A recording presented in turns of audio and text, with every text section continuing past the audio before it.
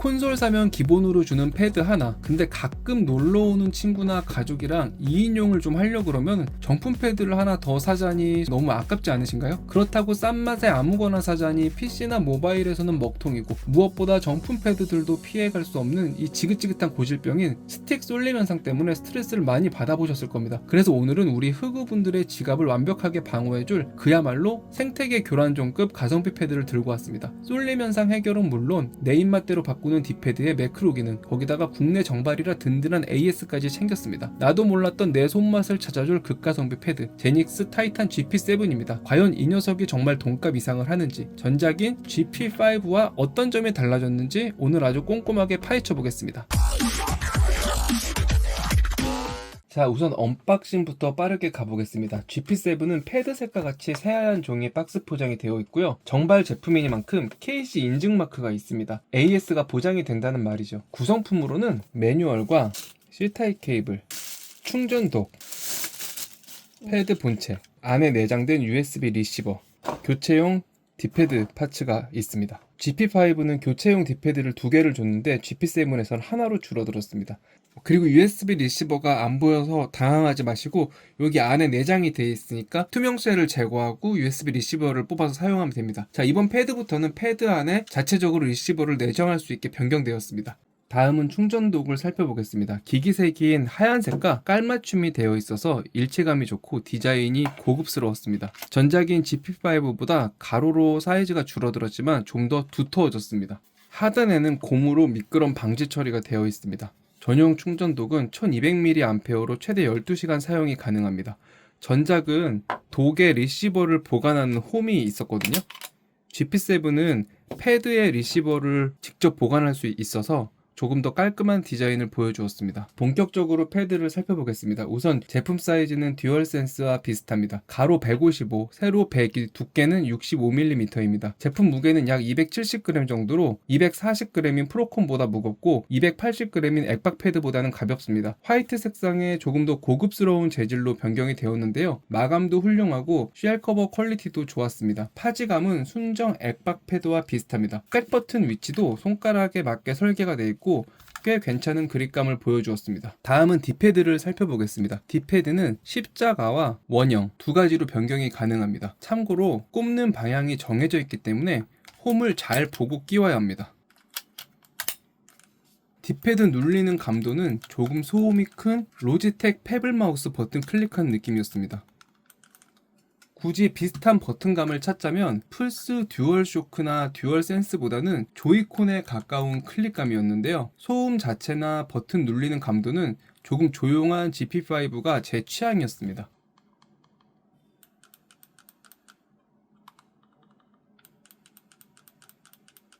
이건 단순히 취향의 문제니 좋고 나쁨의 문제는 아닌 것 같습니다. 이 딥패드는 그냥 잡고 뽑으면 제거가 가능하고 마음에 드는 파트로 교환할 수 있습니다.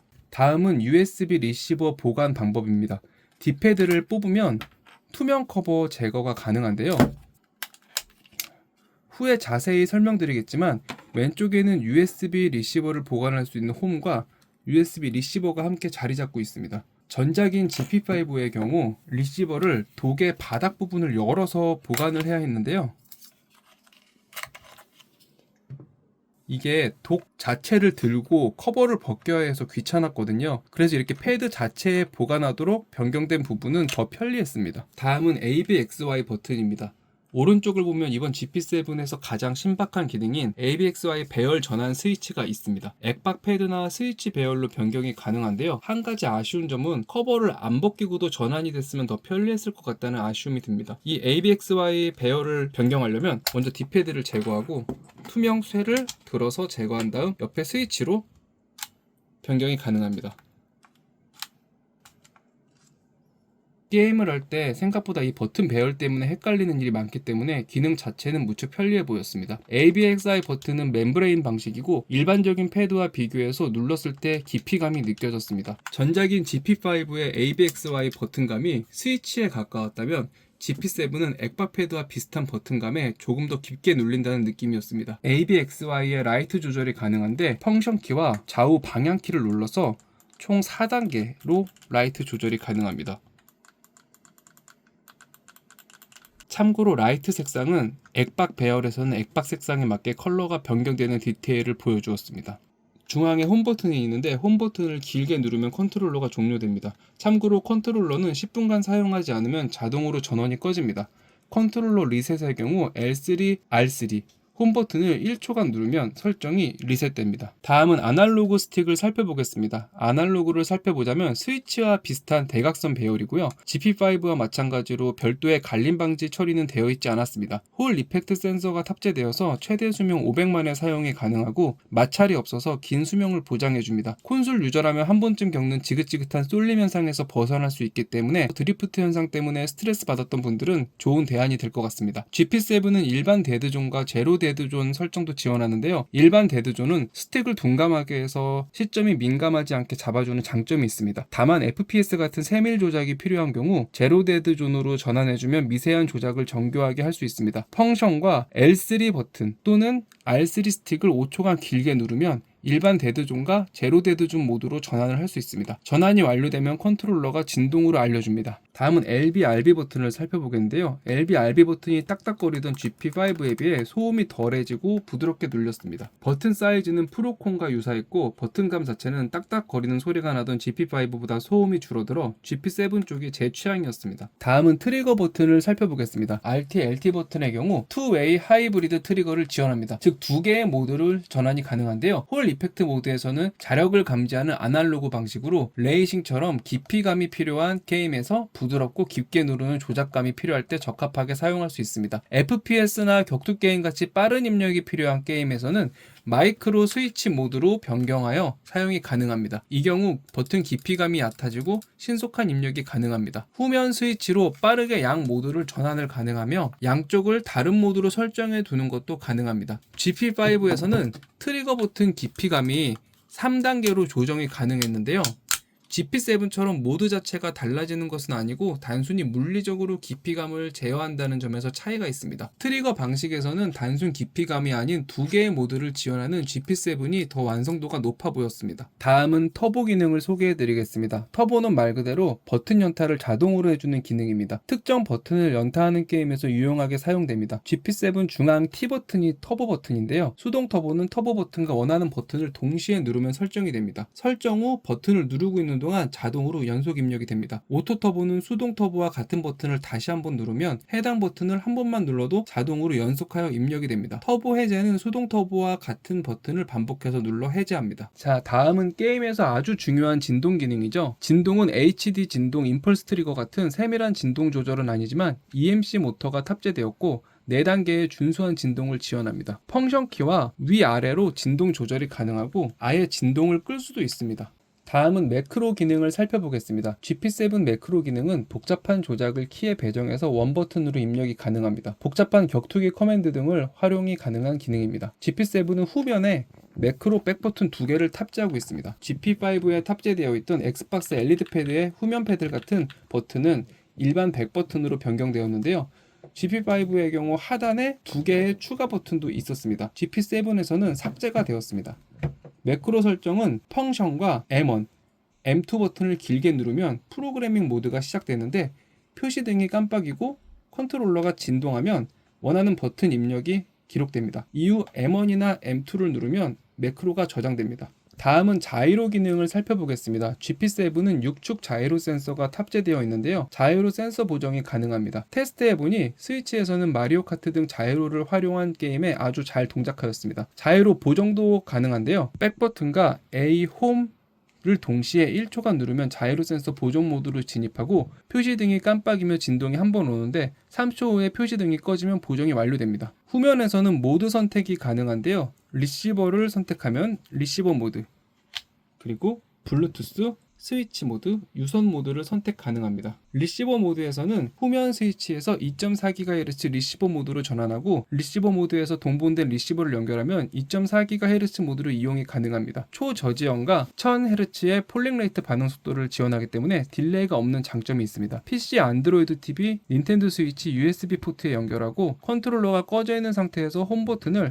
3초간 길게 눌러서 페어링 모드로 진입하면 컨트롤 중앙의 흰색 표시등이 빠르게 깜빡이면서 페어링이 됩니다. 컨트롤러 중앙의 흰색 상태 표시등이 빠르게 깜빡이면서 페어링이 되면 표시등이 점등 상태로 전환되고 진동이 짧게 울리면서 연결이 완료됩니다. 컨트롤러는 기본적으로 X 인풋 모드로 작동하고 백 버튼과 스타트 버튼을 누르면 D 인풋 모드로 전환됩니다. 리시버 모드는 다양한 기기에서 입력 지원 없이 사용이 가능해서 빠른 반응성을 원한다면 추천드리는 모드입니다. 블루투스 모드는 컨트롤러의 연결 모드 스위치를 전환해서 블루투스 모드로 변경 후 컨트롤러 전원이 꺼진 상태에서 홈 버튼을 3초간 길게 눌러 페어링 모드로 진입합니다. 컨트롤러 중앙에 표시등이 빠르게 깜빡이면 페어링 대기 상태인데요. 연결하려는 기기의 블루투스 설정을 열고 엑스박스 와이어리스 컨트롤러가 뜨면은 눌러주면 페어링이 완료됩니다.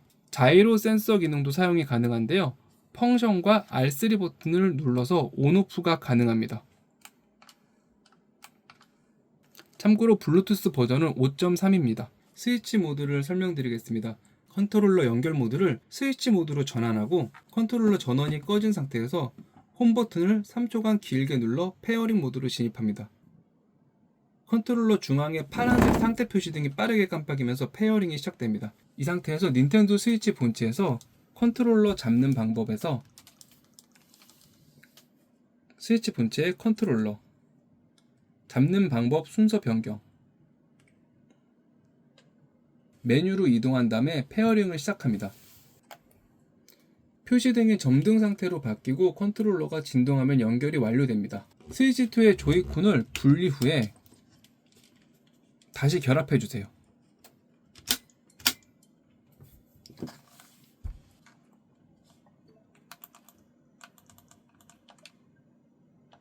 이후 슬립 모드 상태에서 GP7의 홈 버튼을 한번 누르면 깨우기 모드가 동작합니다. 깨우기가 안 되는 컨트롤러들이 많은데 확실히 이 기능은 강점으로 느껴졌습니다. 스위치 본체에서 키배열이 바로 가능하고 프로콘과 조이콘에서 자주 오는 쏠림 현상이 해결되기 때문에 스위치용으로 사용하시는 분에게 추천드립니다.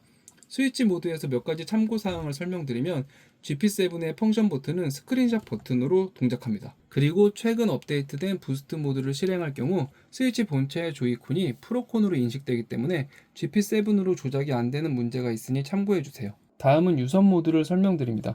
컨트롤러 연결 모드 스위치를 전환하여 PC 모드로 설정합니다. 동봉된 C타입 케이블을 PC에 연결하면 X 인풋 모드로 작동되는데요. 입력 모드를 변경하려면 백 버튼과 스타트 버튼을 동시에 3초간 길게 눌러서 입력 모드 변경이 가능합니다. 입력 모드가 변경되면 컨트롤러가 진동하고 표시등 색상이 바뀝니다. 참고로 GP7은 키링커 앱이라는 전용 앱으로 다양한 패드 세팅을 지원하고 있으니 여기서 변경을 하셔도 됩니다. 자, 오늘은 이렇게 극가성비 컨트롤러 제닉스 타이탄 GP7을 살펴봤습니다. 솔직히 닌텐도 스위치 프로콘이나 조이콘 가격도 만만치 않은데 툭하면 쏠림이 올까봐 모시고 살아야 했었잖아요. 이 녀석은 이런 스트레스 때문에 여러분을 괴롭히지 않습니다. 게다가 귀하디귀한 스위치 깨우기 기능은 물론 PC 전용 리시버, 블루투스까지 싹 다 물렸을 수 있는 범용성이 강하기 때문에 오랜만에 추천해줄 수 있는 가성비 제품이 나온 것 같습니다. 게다가 국내 정발이라서 AS까지 든든하게 보장되기 때문에 관심이 있는 분들은 꼭 한번 경험해 보시길 바랍니다. 서브용 패드로 하나쯤 들으셔도 절대 후회 안 하실 겁니다.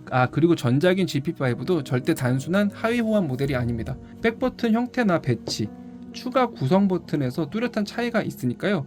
오늘 비교해드린 내용을 바탕으로 딱 내 손에 맞는 녀석을 고르시면 되겠습니다. 우리 흑우협회 회원님들의 현명한 소비에 도움이 되셨길 바라며 저는 다음에도 지갑 든든하게 지켜줄 신박한 가성비템으로 돌아오겠습니다. 은메디어스.